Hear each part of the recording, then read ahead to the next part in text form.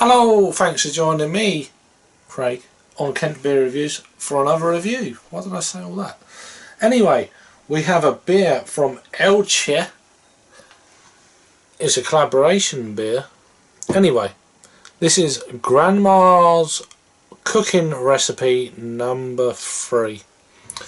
It's coming in at 10.7% ABV. It's a Tiramisu sweet stout. Oh yes. Look at the artwork on this thing. How cool is that? Proper grandma. Brilliant. I just love that name. It's just so good. So 10.7% ABV. It's coming in at 30 IBUs. According to Untapped, this is an Imperial milk stout. So yeah, as you can see, I've already cracked the bottle on this. This was part of our Good Beer Live on the 25th, get it right, just about, yeah, 25th of May of 2018. So I will put the link down below if I remember, for the whole kind of show. There was this and 2 other beers. I've had a few beers from this, 1 or 2 beers, maybe 1 beer from this brewery, and that was very good. That was an Imperial Porter. But yeah, this is a collaboration beer with, let me get this right, Kompaan Brewery. These guys are out in the Netherlands. So yeah, thanks to Honest Brew for actually providing this beer for this. You know, that they're actually a really good sponsor of our Good Beer Live program, and I wanted to actually review this beer separately from the show, like I normally do. So if you go on to Honest Brew and then type in Good Beer Live, if you're a new customer, Good Beer Live, all capitals, all one word, you can get £10 off your first order, and also free shipping on a minimum spend of 35 quid. So there's so many good beers on there. You need to really keep on the ball with this brewery, because they do sell out very quickly. You got things like Cloudwater, Magic Rock, Verdant, Wylam, Daya, Weird Beard. There's some fantastic breweries on there. The cream of UK craft brewing scene are on there. It's so worth going on there very regularly as well. So once you become a member, or once you've done this passcode, then you're going to be hooked for sure. Anyway, let's crack on for this beer. I've already opened this beer. So here it is. I probably cracked it about an hour ago or so. But it's been out of the fridge it's at room temperature. It's been out of the fridge for about 2 hours or whatever. But I've still got quite a bit of the beer left in this bottle. So let me just pour this beer and try and create more of a head on this one. Not going to happen. 10.7% ABV. Don't really expect it to, really. But yeah, there's a slight film of just, yeah, kind of off white coloured head on that. Let me try and swirl it around to try and generate that head a little bit more. Yeah, not too much. So let's get an aroma on this bad boy. Well, it's at room temperature, so there's, you know, you're getting all the aromas that you're going to get, basically, and all the flavours as well, once we get to that. To be honest with you, there's not a lot of that kind of tiramisu-ness to the beer at room temperature.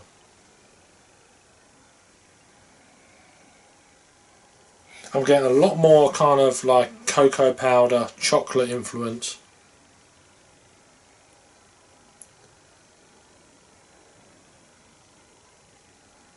Slightly kind of dry. There is a slight sweet lactose-y kind of thing going on. I don't know if this beer is brewed with lactose, but there's plenty of information on this bottle that I am not going to read. There is a slight kind of coffee element coming through, but not too much. There is a milkiness, milky chocolate. Let's give it a taste. I'll I'll give it a swirl. Give it a taste. Cheers. Thank you, Honest Brew.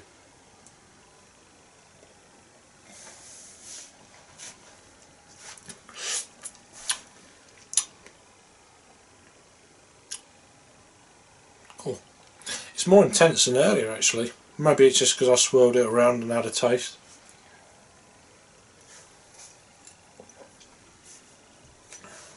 There's almost a slight kind of liqueur quality to it.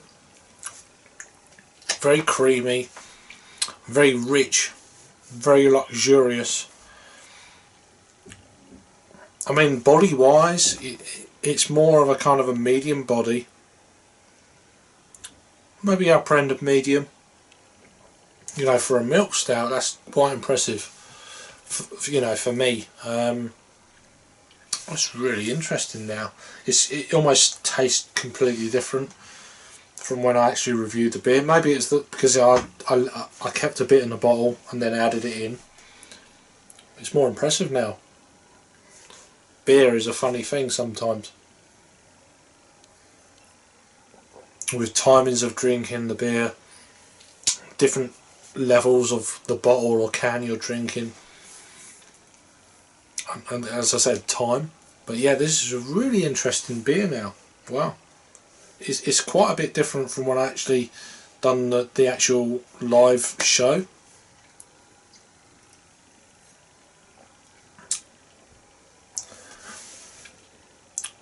I am getting a little bit more of that kind of tiramisu notes, but it's very minimal, to be honest with you. I was expecting a little bit more from that.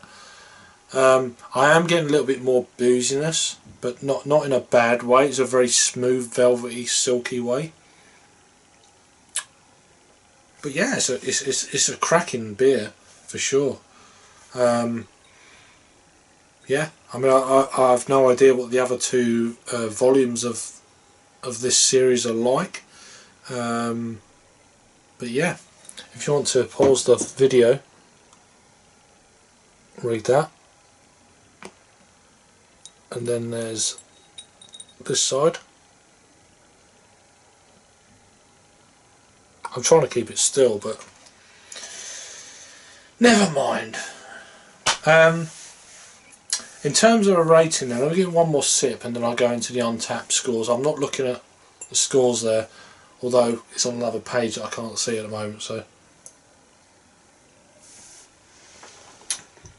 I'm actually thinking when I first tried this beer that it was a certain score, but now this has warmed up even more. It's had time to breathe, expand out the bowl. I've got the last bit out of the bowl. I think originally I probably would have given this an 8 out of 10. Now I'm giving this I think it's a really decent beer, to be honest with you. I'm giving this a 9. It's a 9 out of 10 beer, for sure. So it's a 4.5 out of 5 if you're on tap. Let me just crack on with the scores over here. Okay, this beer came into fruition on the 12th of July of 2017. So I don't know how many batches they've actually done on this beer. It's had a total of 1,893 check-ins, 111 in the last 30 days. Excuse for the burp. Another one. So actual ratings, it's had 1,742, as I'm reading it to you now. It's coming at 3.77. Wow. That's interesting. It'll be interesting to, you're never going to find out, but what stage they actually drank this beer in. Did they let it breathe like I have? Because I was of the same opinion. I was going to give this a 7.5. This is really pepped up since it's come out to the open air. Had a bit of breathing. It's a 4.5. It's a 9 out of 10 for me. So if you've had this beer before from the I pronounced it earlier in the review properly because I actually asked someone how it's